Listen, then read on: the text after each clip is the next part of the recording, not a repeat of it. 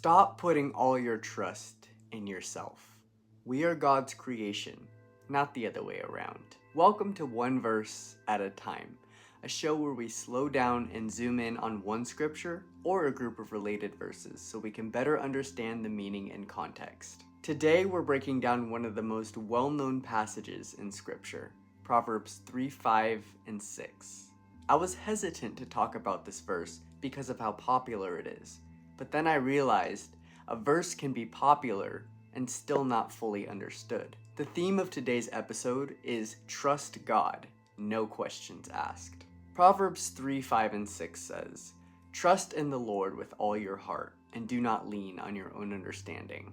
In all your ways, acknowledge him, and he will make your paths straight." There's a lot to unpack here, so let's start with verse 5. Trust in the Lord with all your heart. That's a big ask. That means putting everything we have into trusting God. And we all know that that's hard, because as humans, we want control. We want answers, and we want to understand the plan. We want to feel like we're in charge. But here's the truth.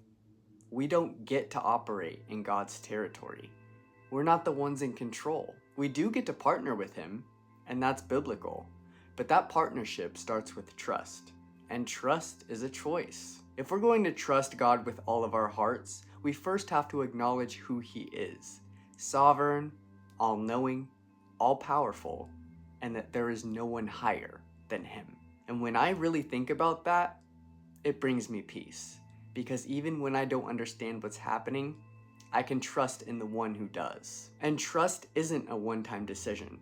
It's something that you practice over and over again until it becomes your natural response. That's why the next part says, do not lean on your own understanding, because our understanding is limited, and sometimes it's wrong. The Bible reassures us that the human heart can be deceitful, so why on earth would we rely on something that isn't always trustworthy?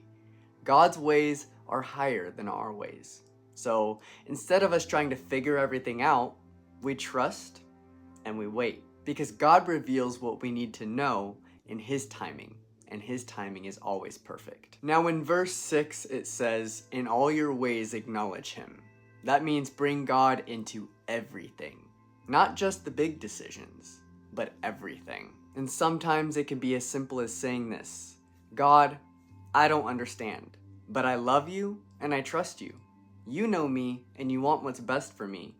So show me the way and help me keep saying yes to you. If you say that daily and mean it, you'll start to notice a shift.